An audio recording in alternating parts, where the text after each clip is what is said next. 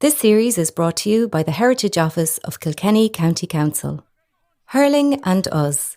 Kilkenny Voices from the GAA Oral History Archive. Episode 1, Schools. I mean, it's a religion in Kilkenny, you know, we have nothing else to talk about and we're so good at it. But I mean, it all goes back to the schools and the school teachers. They deserve great credit. Dan McAvoy, St John's Parish, Kilkenny City. Schools are the lifeblood of hurling in Kilkenny, and with accounts spanning over 100 years, the Kilkenny GAA Oral History Collection tells the story of the central place of hurling in school life across the county, of training during lunchtime, being packed into the back of cars and vans to go across the county to matches, of the encouragement and mentorship of teachers, of rivalries, epic victories and heroic defeats, and the indelible impression that these experiences left on generations of pupils and their teachers across the county. This episode features the voices of some of these teachers, mentors, and their students. But they used to tell a story about Joe Dunphy. He was the principal down in Ballyhale. You could go into school in the morning without your school bag, but if you forgot your hurl, you'd go home for it. Joe Dunphy, Thomastown, retired principal of Sculfordrick, Ballyhale. In Thomastown, if you were able to hurl, you were waiting with bated breath for Mr. Laffin to see you and recognise your skill. And actually, Thomastown achieved something then that was never achieved since. They won 7 in a row, from 51 to 57. And unfortunately, early in 58, Mr. Laffin died in his classroom up here in the school. And we didn't win that year. The run came to an end. But they came back and they won 59 again then after that, you know. So you brought your hurl to school and you played every single day, and you had to be down in Brennan for training when the championship came around. And if you weren't, it was like being absent from school. You had to have an excuse. You had to have a note from your parents. But we loved it. It was a labour of love. And, I mean, the amount of time that Paddy Laffin put into it, and that kind of to the cost of his family, I suppose, really, was something else. And it was something I tried to do then myself when I became a teacher. In a lot of ways, I regarded him as the man that I most like to be like. Now, there were some things about him that I didn't copy, you know. Number one, he had no sense of humour. Tell me about your own playing career, how it developed. And my playing career started really with Mr. Laffin. It was every young fella's ambition to play for Thomastown, wear the blue jersey, and we had a famous song that we sang at the time: "We are the boys of Thomastown in colours white and blue. We play the game of hurling as schoolboys always do. Our backs are strong and hefty, our forwards brave and true. We're marching on to victory in colours white and blue." We sang that to the boys of Wexford the year. It was Mr. Laffin made it up. I changed it afterwards. I cheated. I made it the boys of Ballyhale in colours green and white. We play the game of hurling and always play it right. And, just turned it around a little bit for Ballyhale. Nicky Brennan, Connahee. James, what part did it have in the school day? Well, I mean, again, during the lunchtime breaks, or during any tea breaks, you were generally out with your hurley. Again, it was it was an unstructured game, really. You know, you literally, the plan that time was you throw the hurleys into the middle and you just pulled one out and throw one left and one right, and that was the way a team was selected. Again, the coaching wouldn't necessarily have been formal, but I think it was the fact that the schoolmaster was interested in us allowing you to play. I mean, the amount of space in many cases was limited. The playing surfaces were poor. So I mean, you weren't. But it was the fact still that you were getting your hurley in your hand was helping you to improve your skills all the time.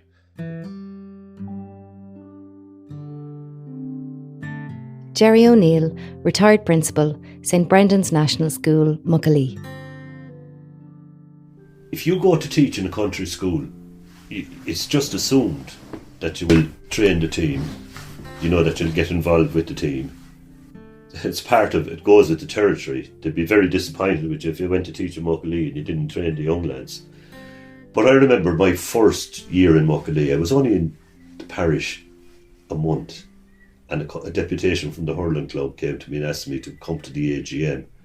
So I went, and at the AGM I was proposed as either a selector or a trainer for the school team, the under-14s, the under-16s, the minors, the under-21s. So I said, hold on a minute, I said, I'll train the young lads, I'll train the school team and the under-14 team. And that's it. I said, I'm not qualified or good enough to take them beyond that, and I wouldn't have time, and I didn't. And I stuck always with the kids, and I'm glad I did. And in terms of being involved with teams and getting to know the kids that way, did that help in the classroom as well? Yes, it did. But you'd have to be careful, Regina. You wouldn't want to be too focused on hurling and stuff, because you will have kids in the class who have no interest in it. You see, you'll have a certain kind of fella in the country, a chap who's all into farm machinery and tractors and John Deeres and New Hollands and balers and no interest in hurling, but mad about those kind of things, you know. And you mustn't make him feel, because he doesn't hurl, that he's not a complete individual, or you'd have to bring him all along, naturally, you know. But it does help to get to know them. And the lads that would have hurled with you, hurled for you, you'd have a kind of a special relationship with them, all right, yeah. Couldn't stop that happening. My early years I was kind of doing it myself, but as time went by they formed what they call a board and an OG in the parish to help out with training the young lads, including the school team.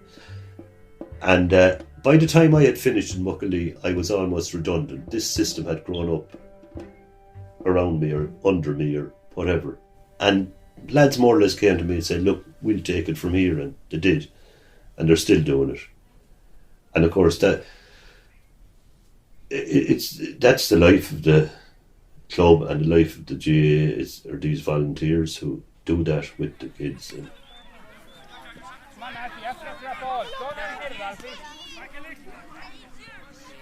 Ned Quinn, Mooncoin. The schools board in Kilkenny is one of the finest schools boards in Ireland. I have no doubt about saying that. And these people inspire you. See, that's the thing. They just inspire you to get it. Because you're in a good environment and things are being done properly, you want to be involved then. And you say, yeah, right, let's push it on. Let's see, can we do a bit more with this, you know? And that's they have underpinned the success that Kilkenny has enjoyed for 70 years.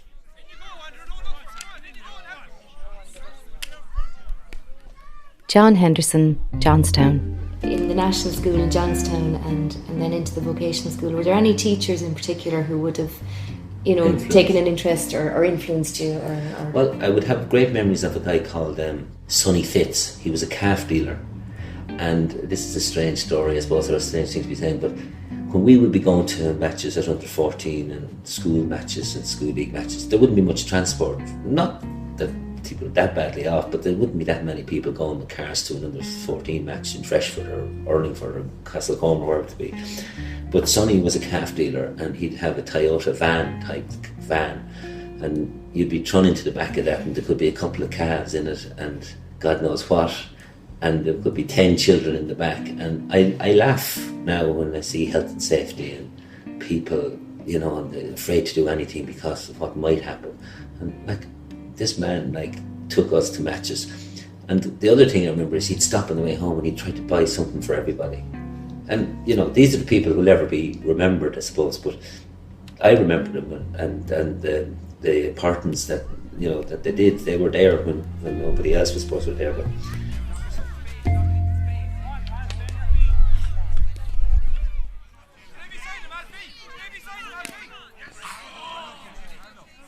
Dan McAvoy, Kilkenny City. To what do you count the current success of the team? Basically, and no doubt about it, is the schools, Because all the summer there now, up in Nolan Park, the finals, the school finals, like under 12, 14, under 16, And to the parishes involved, to them it's there all Ireland,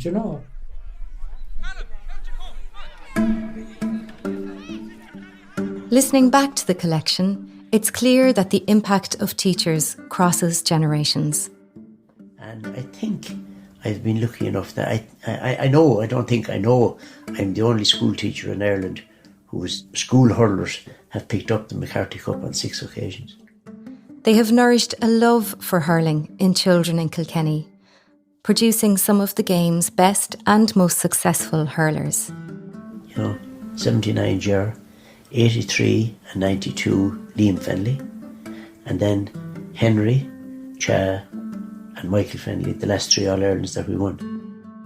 And the accounts featured in the Kilkenny GAA Oral History Collection depict clearly the dedication of teachers, parents, volunteers, administrators and even calf dealers to supporting schools hurling in the county. It's been great to be associated with lads like them, Special thanks to our interviewees and their families.